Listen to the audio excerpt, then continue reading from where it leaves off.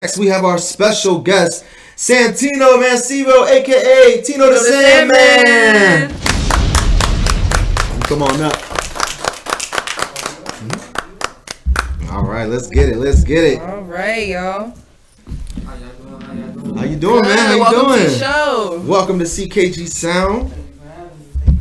We live. Yes. Yes, sir. What's So- going on, folks? Hey. Y'all can hear me? Woo, woo. Yeah, you're good. You don't even gotta move the mic. Yep. Cool. Yep. Yeah, we are all good. So everybody, we're gonna let Tino introduce himself, give us a little bit about who he is, what he does. Ask him a couple questions tonight, and if any of y'all have questions at home, please feel free to comment in the YouTube comments. Let us know any questions you have for Tino, any music questions, anything like that, and let's get it. All right. So why don't you tell the people a little bit about you and who you are? I'll try to keep it short and sweet. My name's Santino Mancebo. My music moniker goes by Tino the Sandman. 34 years old, may not look it. Dang, I didn't know that. Yeah. Big hip hop advocate all around. Okay. You know what I mean? Well, you're in luck because this is our Hip Hop History Month episode.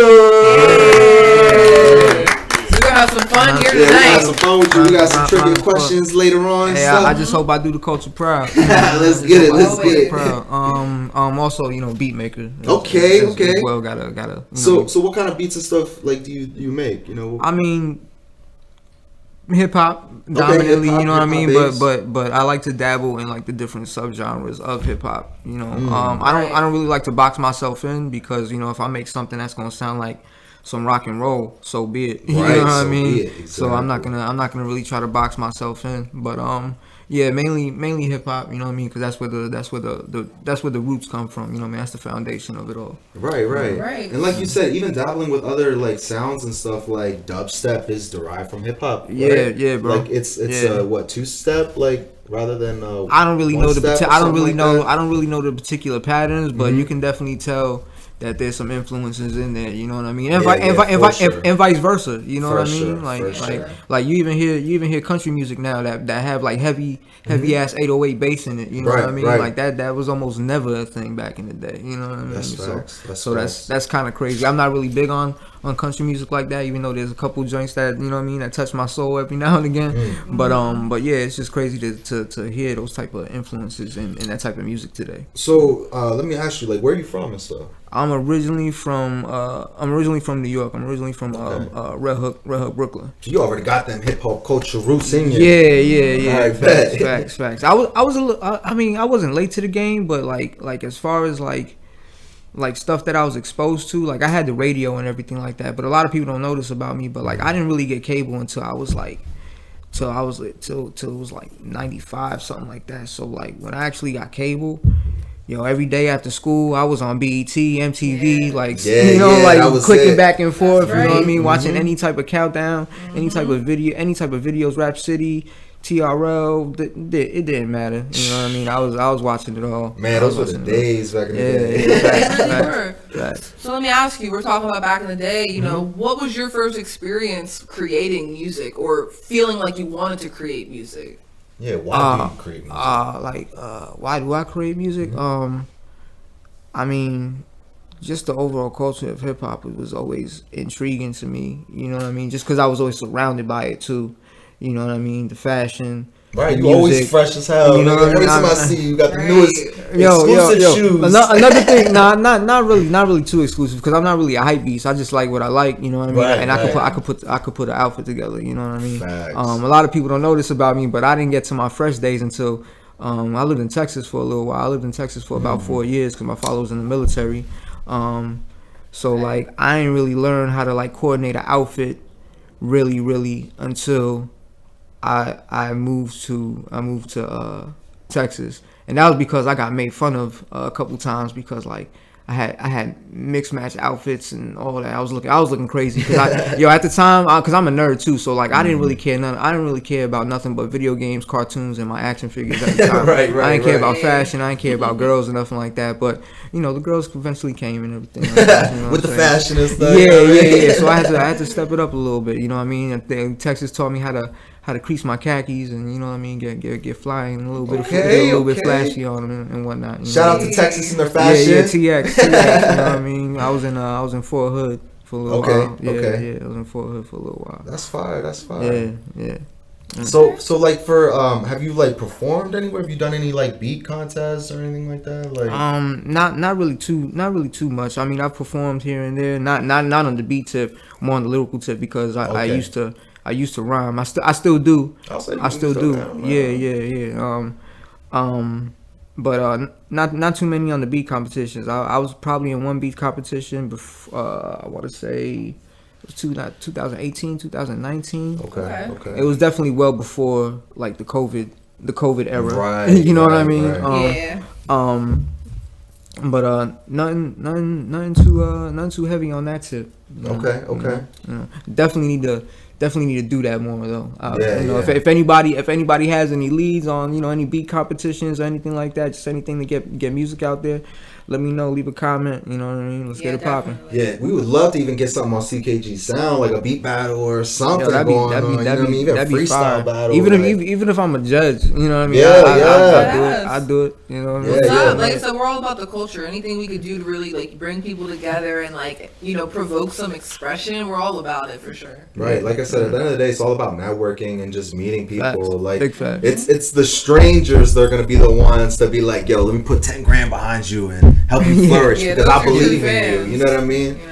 Yeah. Definitely. Okay, so speaking of fans and stuff, so why don't you tell us a little bit about like who inspired you musically growing up? Who inspired me musically? Oh man, a lot. I mean, I guess I would have to start with my background, like just living in the household that I grew up in, because I want to say it was very eclectic, because my father listened to everything from rock and roll to like old school hip hop to like disco, and like corner store, doo-wop type music, you know what I mean, jazz music, salsa, you know what I mean, okay, 'cause, I'm from a Spanish background as well, right.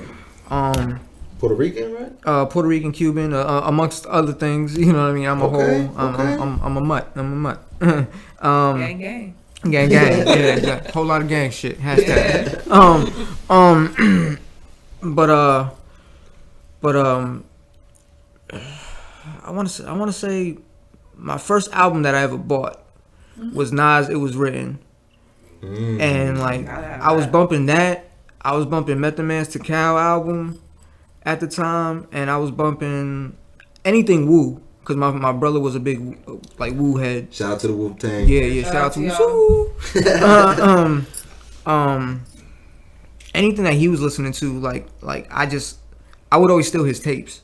This was back in the day of like cassette tapes and everything like that. I would just steal his tapes and I would just get on my bike and like just ride around. So definitely Nas, Method Man, Biggie, Early J. As far as producers, I got some Scott Storch in there. I fuck with Scott Storch. I mean, I rock with Scotty, but he's not in my. He's not even in my top 20 personally. Shit. He's not in, he's not even in my top 20 personally. He's in my top like 50, maybe 100, but not in my top 20. But like DJ Premier. Swiss, like early Swiss, early Swiss, Just Blaze, early Kanye, shout out to Kanye. For not just Pharrell, but the Neptunes in general, like the you know what I mean, like Chad and all them, you know what I mean. Super dope. Yeah, a lot of people don't know about that too. I don't know if y'all saw the Dream Champs episode, but Pharrell, some of my earliest taste of like the Neptunes like sound was listening to Nori, you know what I mean, Noriega, Superstar, you know what I mean. What else? Yo, that song was fire. Super fire. So, Yeah. Oh no, like, you know what I mean? That's early Pharrell and the Neptunes. You know what I mean? I remember looking at those videos. I was like, yo, who's this skinny dude? And this Asian, who never ages. You know what I mean? Yo, I swear Pharrell drinks vampire blood, yo. You're something, because that bro looks the same. He's doing something that we ain't doing. We'll get on that one too much. Nah. I ain't even trying to get too deep on that. Nah, that's just jokes. That's just jokes. Yeah, jokes. Nah. Pharrell, my guy. Yeah, sure. Who else, man? Who else? Yo, y'all was talking about her earlier. Yo, Missy. Yeah. Miss like first time I heard Missy, like Timbaland and like Magoo and like Aaliyah and like just that whole camp, just that whole sound.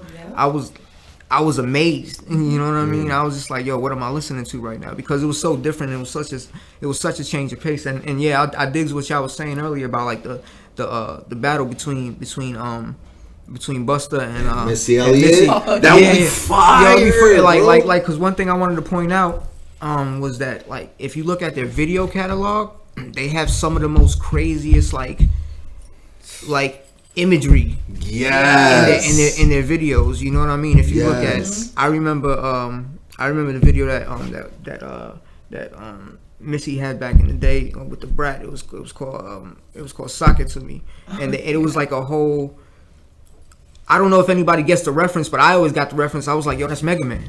You know what I mean? That's because I was a gamer. You know what I mean? I was like, yo, that's Mega Man. Like, that's crazy that they did that. And then like remember the song that Busta did with Janet Jackson, What's It Gonna Be? I believe that's the name of the song. Like that was a Hype Williams. I don't know if y'all know who Hype Williams is, but he was like the who's homie that be doing all the videos now. He be doing some of Lil Sky's videos and I can't think. I can't think of. One Room is not One Room. No. I can't think. What's that? Nick. What's that? Say it again. Nick Chandor. I don't know, but he was the Hype Williams was the go-to guy for videos back in the day. Anytime there was like a fire video out, it was always produced by and directed by Hype Williams. A lot of people don't know this. Probably the younger generation probably don't know this, but he was the director of the movie Belly. Oh really? Yeah. Oh, which is a phenomenal movie. You know what I mean? Still holds up to this day. Phenomenal soundtrack. That's still a soundtrack that gets full rotation on my iTunes. You know what I mean? I can see that. Yo, it just embodies like New York music at the time. You know what I mean? Like the vibes. Like if anybody out there listen to the Belly soundtrack, yo, that soundtrack is just overall fire. And it's crazy too, cause like, you know, back in the day it was like, you know, hip hop and stuff was like on the East Coast, then it went to West Coast, and now I feel like it's gonna come back to the East Coast if it hasn't already. Yo, it's I mean, I think every part of the map have put their stamp already. You know what I mean? So I feel like there's always gonna be that open, you know what I mean, embraciveness towards the different vibes and everything like that. But as far as like the up north type music, you know what I mean, that sound is definitely coming back, especially with like the Griseldas and you know, like just those grimy, gritty, you know what I mean, that type of sound, you know what I mean, like the best way I can explain it, you know what I mean, and it's not discrediting anybody, but it's almost like that woo vibe, you know what I'm saying? Right. Like that realness, that rawness, that I'll smack your mother vibe, like, you know what I mean, like a good example, like for me, I think I would say like Immortal Technique. You know what I mean? Immortal Technique's the same way. He be raw with it. But it's like I fuck with it just because he's so raw with it. You know what I mean? It's just, it makes it more like unique. You know what's crazy? I'm not really even a big Immortal Technique fan. Really? Yeah. I've definitely heard his music before, but I noticed because I watch interviews all the time. You know what I mean? Because I like to separate the artist from the person, you know what I mean? And give them that proper respect. So there's a lot of artists out there that I don't really listen to, but I rock with them like as an overall person, you know what I mean? And I'll listen to them anytime that they speak. And Immortal Technique is one of those people that I don't really listen to his music, but anytime he speaks, he's always saying some shit. You know what I mean? Like he's always saying some shit. You know what I'm saying? So you gotta respect that. Yeah, you know yeah, what I mean? facts. You gotta respect Right. that. But you rapping his ass off though. Facts. He's rapping his ass off. If y'all don't know Mortal Technique, man, go check him out. Yeah. Yeah. I definitely encourage it because I definitely encourage people to formulate their own opinion. Yes, you know yes, right. yes. So definitely check out homie's music and get back to me on your opinion. Let me know if I'm bugging. Facts. I definitely be going back to some of his music. You know what I mean? Yeah. Because I'm that's just me. You know what I mean? Because just like your flavor palette. You know what I mean? Like in your tongue. You know what I mean? Like shit changes. You know what I mean? Throughout the years. You know what I'm saying? Y'all know what is it? Never Know by Mortal Technique. Yeah. That's one of my favorite songs. Okay. Did it take you a little while to yeah. When I first heard it, it was like impactful, but like now it's like I gotta stop everything. When I'm listening to that one, so I'm like, damn, like he really went off. That one was insane. Like that storyline, and it's like I don't know if it was from his real life or not. And you feel me? Yeah, and another thing too is like with Mortal Technique, it's like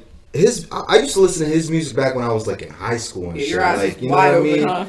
Yeah, like I used to listen to that shit way back in the day, and it's like. I can definitely see that. Yeah, so it's like the shit that... In Spanish too. You know right, what I mean? I'm Mexican. Yeah. So it's like, the fact that like, I listened to that shit back in the day and I'm hearing what he's saying, right? And then it's like, now we living in today's times and it's like, everything he was spitting back then is happening now. You feel me? Mm-hmm. And it's like it's crazy just. Or it's just always been happening. You know what right? I mean? Like exactly because nothing is new under the sun. Yeah.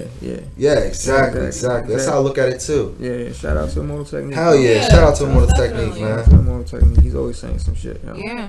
So let me ask you this then: who do you feel is a problem in the game right now? What do you mean, like a problem? Like a good problem or like a good problem? A good problem right now in the game. That's a good question. Like we talking like mainstream, like you know what I mean, like whatever it means to you. Yeah, like somebody on your radar that you're like, damn, that's this just on your head right now. Yeah, they're unique, they're popping, local, big, mainstream, whatever. Yeah. Alonzo Ash artist. No, that's not what we're talking about. Always. We already know what it is. That's not what we're talking about right now. I don't even know. I didn't really come prepared for that one. I mean, it's deep. Let's just talk mainstream then. Let's not think about. Is there any mainstream artists that you feel are really who's a problem? Popping? Who's a problem? Mainstream? Yeah, definitely my guy Cole. Definitely my guy Cole. J. Cole. Yeah. I heard. Go ahead. I was gonna say I heard rumors again that supposedly J. Cole might stop making music after this last album.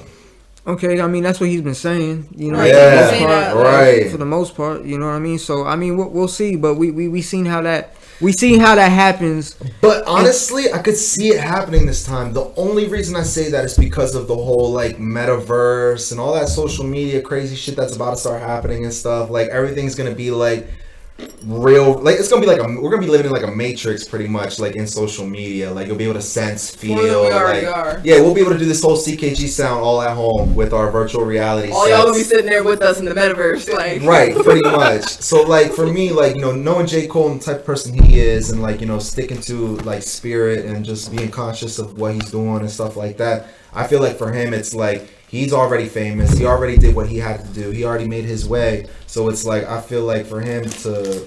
I feel like he's quitting because he knows the route that things are about to start heading. You know what I mean? With technology and all that stuff. And he's not with it. That's what I think. Nah, I could definitely see that. Definitely see that. Like I said, this whole metaverse shit is going to be crazy too. Even for artists and just networking and all that shit. Like, it's going to take everything to the whole new level. Like, the whole music industry... Everything in general is just gonna like evolve and get to the next step, and it's like we have to adapt with it as well. You know what I mean? And it's like I even tell people like our generation is crazy because like I'm a 94s baby. You know what I mean? So it's like us coming from like that 90s era and stuff. We've dealt with our parents who came from like the 80s and like the 70s and shit like that. So it's like they went through a whole generation that was different, right? Like they was off of families, respect. You got to do things a certain way. You know what I mean? Shit like that. Certain things instilled in the right, and that's how we learned to grow up. But it's like living in the society that we live in now with the new millennials and all that stuff. It's like I feel like us 90s are kind of caught in between. Like we were told to be raised this way, but with today's society, we can't live like that. You know what I mean? So it's like I feel like we're caught in a generation where we still have to transition. You know what I mean? I mean, and I feel like that's what truly that's what truly makes us like the Tupac and Biggies of the next generation coming. You feel me? Yeah. That's just deep. There's a lot more. I want to say there's a lot more, and I don't know if anybody's gonna take me the wrong way by saying this, but I feel like there's a lot more Pacs and Biggies that are out there nowadays. You know, more so than ever, because we live in such a rapid, growing, like, world as far as music. You know what I mean? So we have so many people that have so many different stories and so many things that they want to tell and get out. You know what I mean? So we have so many different outlets and platforms nowadays where people like SoundCloud, for instance. You know what I mean? Like yo, I just wanted to bring this up about SoundCloud. But one of the things that has is stop the memes about SoundCloud, yo, because like that's such an impactful thing on the game. You know what I'm saying? Like and because people always talk, they make a meme out of the SoundCloud rappers, but then they don't understand that it's not just rappers that are on SoundCloud. There's people that there's all types of it serves for all genres. You know what I mean? Artists, ain't nobody making fun of the SoundCloud rock and roll artists, or you know what I mean, the country singer that's on SoundCloud, but everybody want to make fun of the SoundCloud rapper. You know what I mean? And that's why it's important for us to have stuff like C.K.G Sound and other platforms we can like express hip hop for what it truly is, like, and unify people to be able to do things like and talk about it, because I feel we get a bad stigma or we get stereotyped, and then people just put all rappers or hip hop in one box. You know, or just even hip hop. People think, you know, to be in hip hop, you got to be the top dog. You got to be the person on top, and it's not that at all. Like, it's really not. We don't live in that day. We don't live in that day. We don't live in that day anymore where people want to get signed to big labels like that anymore. You know what I mean? Like, everything is literally a touch of a button. Boom, you're good. You're done. You know what I mean? Yeah. And then with this whole virtual reality metaverse thing, it's about to take it to a whole new level. With the NFTs and all the cryptocurrency and stuff that's going on, it's taking artistry to the next level. People are making millions of fucking dollars in literally seconds for selling a piece of artwork that is tangible or untangible. You know what I mean? Physical or digital, like, and it's crazy. Yo, like, I had a thought. Remember when a couple years back, whenever Wu-Tang sold that album, it was like a one of a kind album, and and that one dude bought it. Mm-hmm. Is that like a first of its kind NFT? Like, is that considered an NFT? Technically, yeah, like kind of is. You know what I mean? Yeah, that was just a thought that just straight up. So it's like, even like, what does that mean for, like, you know, producers, people who make beats and stuff? Like, will producers eventually be able to create NFTs of like a package of like, here's like this crazy exclusive beat that I have that's only, you know, it's like one of a kind. You're only gonna hear it here. You know what I mean? Like, it's gonna be crazy. The doors that are gonna open. I want to know what the use of that like is. Like, is it just for like? Cool. I mean, excuse my French, but is that just to like swing dick? Like, you know what I mean? like you know what I mean? Like I got this shit. You don't. Like, you know what I mean? Like, I feel like it's more like collector. Yeah, basically. Yeah, like, it's like I got a unique, one of a kind, you know, thing that someone else doesn't have, or I was one of 100 people that exclusively have this. You know, people. I buy that shit and put that shit on the internet. I'd be like, yo, y'all gotta hear this shit. But it's crazy too, because like Tory Lanez just recently talked about like his NFT that he did a while back. Like, we talked about it on an episode a while back. But pretty much, he made like $1 million in less than 30 minutes, and then fucking. Like, it's crazy because he sold it all for $1. All for $1 each. 2 million people. So that means if you spend $1 to buy this album, right? You just bought this album for a fucking $1. You know how much it goes for today for you? Since you bought it for $1, $15,000 to $16,000 right now. Hey, bro, get that money. All because you invested a fucking $1, bro, to get that. Yep. And it's like, and if they just sit on it, it's just gonna increase value, or it won't. You know what I mean? Yeah. That's that chance you have to take. And it's all dependent on like how Tory pushes it too and stuff. And it's like the fact that happened, more mainstream artists are gonna be doing that, and it's gonna give people like us an opportunity to be like, like, it's a gamble, right? Don't get me right. I'm not no financial advisor, none of that. Let me put that out there right now for everybody at home. Right, before y'all go home and start putting thousands of dollars in your crypto and shit. You know what I mean? it's a gamble that you gotta take. You know what I mean? Right. You gotta know when to invest your money. You gotta know when to pull out, and you gotta know all that shit. You gotta know the tricks, everything. Yeah, right. That Kenny Rogers shit, man. You gotta know when to hold him. You know what I mean? Right. Somebody tell him. Hold on for dear life. Mm-hmm. All right, y'all. Well, listen, we have another segment that's about to come up here in a minute. So before we go, Tino, you know, we touched on a couple different things. You know, production, hip hop, the culture, fashion. What else do you want people to know? Like, you have anything right now that you're promoting, or anything going on right now? That's like what's in the works for you right now? Right now, currently, I'm putting the finishing touches on my beat tape. It's called Foul Play, Slapper's Genesis. It kind of stems from like, because I didn't even mention this earlier, but it kind of stems from like me playing video games all the time back in the day. So your album's like based off of that, right? Yeah. I use a lot of samples. Fire. It's gonna be free. It's gonna be totally free. Okay. You know what I mean? I'm definitely gonna be putting it on SoundCloud. I'm gonna see if I can get away with putting it on some of the other major sites, but like it's gonna be totally free. You know what I mean? Oh yeah, that's fire. But it's samples from games that I played from back in the day, and like games that I've like. Because, you know, I wasn't rich growing up or nothing like that, so I only had what it was ever, you know what I mean, exposed to me, accessible and everything, you know what I mean. But also samples that I've used from games that was able to revisit or come back to, you know what I mean, that I didn't get to play back in the day. So what's some of like the games that inspired you to like make some beats and stuff? Definitely like old like SNES type stuff. Okay. Mega Man, Castlevania. Metroid, Zelda, some Japanese titles that I can't even. Not really Donkey Kong. Although I appreciate it, there's not really a lot of sample material there. Maybe like little sound bites in here, like and, you know what I mean, here and there. Maybe some sound effects, but not really anything that I could. I mean, I'm sure somebody flip some crazy shit out of that before. You know what I mean? So I ain't even gonna knock it. You know, but me personally, I haven't found anything from Donkey Kong. Well, Donkey Kong Country, like I don't know if he was talking about Donkey Kong Country. Yes, okay. Original Donkey Kong, where it was Mario and everything like that, and everything. Nah. But Donkey Kong Country, most definitely, because there's a lot of island vibes. Actually, I sampled a couple from on the beat tape. So you might show me one was like a water one, right? Yeah. The aquatic stage, you know what I mean? Yes. Everybody remembers from. Everybody remembers them sounds. And And there's been a couple different beat flips from that joint, you know, that I've heard over the years. But you know, I did my own take on it and everything like that because it's just a fire sample. But working on Foul Play, working on the finishing touches. I started that end of 2019, early 2020, and then COVID hit, and you know that put a monkey wrench in everybody's gears. Right. You know what I'm saying? So I'm just coming back to it, trying to finish it up. I got the sequence down. I got it the way I want it to play out and everything like that. So we gonna see how it does, and you know, see how people take towards it. You know, right. Take towards it. You know what I'm saying? But all the best with that. And then just quick shout out. I started a clothing brand called Dope Sick, which is short for Dope Super Ill Clothing Company, company with a K.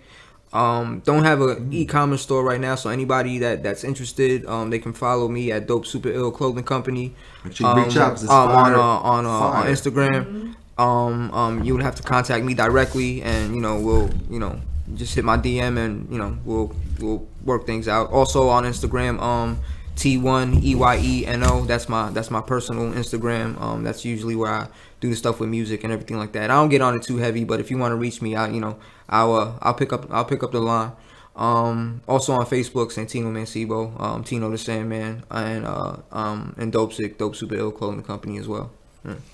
Hell yeah. So y'all heard it here. A couple different things that Tino has going on. Make sure y'all look out for Foul Play. Yes. It's coming. He's out here working hard on that. He also has his brand new clothing company. And just because Tino the Sandman fucks with y'all so hard, he's gonna give us a little snippet of the Foul Play. We got one little track we're gonna play for y'all. All right, thank you. Appreciate y'all. Yep, let's get it. So what's the sample behind this? Zelda, right? No. Nah. This is actually from a Pokemon game. Oh really? Yeah. Dungeon Mysteries. It was for the Game Boy Advance. Okay. What y'all thinking in the crowd? What y'all thinking? It's hot, not? It's hot. Okay, it's hot. Don't say that shit just because I'm here. Don't just say it. It's real. It's hot. Ryan, I see you in the back. I know you like this one. Like I said, y'all need beats, whatever, man. Hit your boy up. Yeah, Tino the Sandman. Yeah, I love this vibe. Yeah, I feel like people gonna resonate with that too, just because it's like, you know, something they grew up with and shit like that. Not everybody is gonna get it, but like the people who will, they're gonna know what's up. They gonna rock with that shit. Right. The wheels fall off. Type shit, right. You know what I mean? Also, I put like the little like Pokemon sound bites in there and everything like that. You know. So, that's cool. So, yeah. All right, so let's give it up for Tino the Sandman. Appreciate y'all. All right, y'all. All right. So we're gonna hop into our next segment. And this is our last segment before we have our special performer close the show out for the evening. Yep. Now, this is a brand new segment. It's something we've been working on for a little bit, and we're going to try it tonight live for y'all here with Santino. And it's called Who That?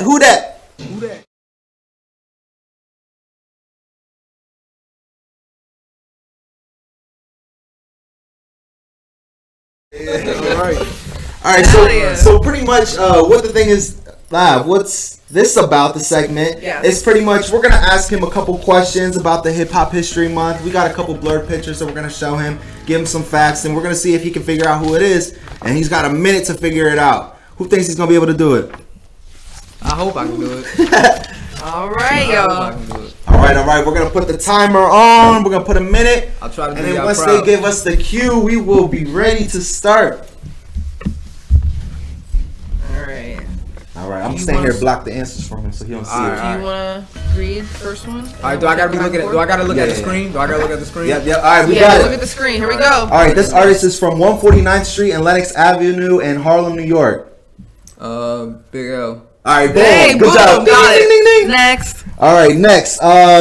He died of heart failure at the 28 years old, and he's from Bronx, New York. Oh, that's Big Pun.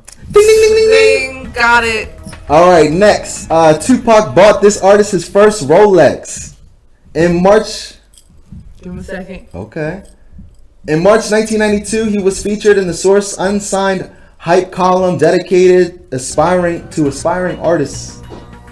That judging by the hat and the glasses, I'm gonna say that's Biggie Smalls. Ding, ding, ding, ding, ding. Got it. Next. All right, next. He was a palm reader before he was a singer. Okay. He was given the Peace Medal for the United Nations. He is 6 on Forbes' list of highest earning dead celebrities. His children run his legacy. Uh-oh. I'm stumped on Last one. Bob Marley? Yeah. Boom, got it. Okay. All right, I'll do. All right, go ahead. All right, next one. This person was born in Chicago. Chance of hat. You can tell by the hat. Next. You can tell by the hat. Next. Audience, please. All right, next. His first career name was Baby Jesus. But he changed it. All right, ding, the baby. All right, I can tell by the chain. I can tell by the chain. Yo, by the chain. How much time you got? This person started as Drake. Look at that smile. I know. Smile like that. All right, next. All right, this person. He told his ex-wife that he was taking their daughter to Chuck E. Cheese, and instead he recorded his daughter's part in his song. 97 Bonnie and Clyde. And got it. Next. Okay. She's known to wear a variety of different colored contact lenses. Got it. Next. Alright, don't have the pictures no more. Alright, this person's been writing her own rap since she was 14. Okay. All right. She wants you to know she's from Houston. And she credits the Notorious Big as one of her biggest influencers. Hold on, we got him here. Her alter ego is Tina Snow. The name Tina... Huh? You got a blurred image. Tina Snow. Is that my girl? It's your girl. Meg? It's your girl. Go, keep going. Keep going. right. Hey, what's good? What's good? All right, this person. This next one. You know she supports anime, right? You know what I mean? That's why I Does love she? her. Yeah, she's a big anime. So that's why. Okay, you already knew that. Big anime head. All I love that girl. right. So this next one, won state championships as. Wait, what? She won 2 state championships as a forward on her high school and basketball team. Okay. She has her own line of CoverGirl cosmetics created for women of color. She was raised in East Orange, New Jersey. Is that Queen Latifah? Yes, Queen Latifah. All right. You said Jersey, so like I was, you know what I mean? All right. 30 seconds 30 on the seconds. clock. All right, next person. This person's real name is Calvin Cortazar Broadus. Oh, that's Snoop. Oh, that's I didn't know that. Did y'all know that? That's Snoop. Right. Oh, that's Snoop. Yeah. Okay, last one. All right, our last one. He be dropping that name every now and again in his rhymes and shit. Sometimes he does. All right. True. All right, so our last one. He was born in Chicago, Illinois. Is it Kanye? No. Born in Chicago, Illinois. Born in Chicago, Illinois. Recorded what? Okay, he had a difficult childhood and struggled in a lot of his early life. As a youngster, he developed an interest in music and sought solace by writing lyrics to vent out his frustrations. Is that Big Sean? No. All right, last fact about him. Okay. He reportedly, this is what's gonna get it. He reportedly owned over 100 properties and bought foreclosures for his children's birthdays. In Memphis. Where's he from? Memphis. He's from Chicago. Oh, well, he bought properties in Memphis, right? Yeah. 15 seconds. I'm stumped. Here, give it to him. The last one. Let's give him a second. Is it Boosie? No, not Boozy. He's from Louisiana, right? Yeah, I'm. Oh! Young Dolph. See, a lot of people think he's actually from Memphis, but he's not. He's actually from Chicago, Illinois. I didn't know that. He's just been in Memphis for a long time. That's like finding out that like Pac is like originally from NY. You know what I mean? Like, He's from Baltimore, right? Yeah, Baltimore, but he Baltimore, also lived in NY before. So. Right. But he's always on his West Coast, like, yeah, you know what I mean? Yeah. But, all right, bet. Well, let's put our hands together for Santino. Hey! I tried. Yo, he got all of them but the last one, bro. You got that.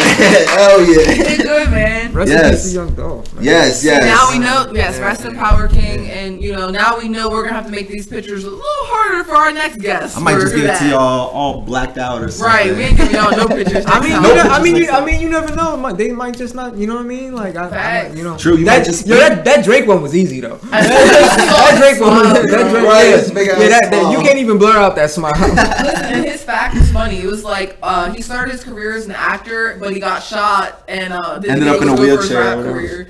Yeah, it was all that. But all right, y'all. So yeah, that concludes our segments for tonight. We did a lot.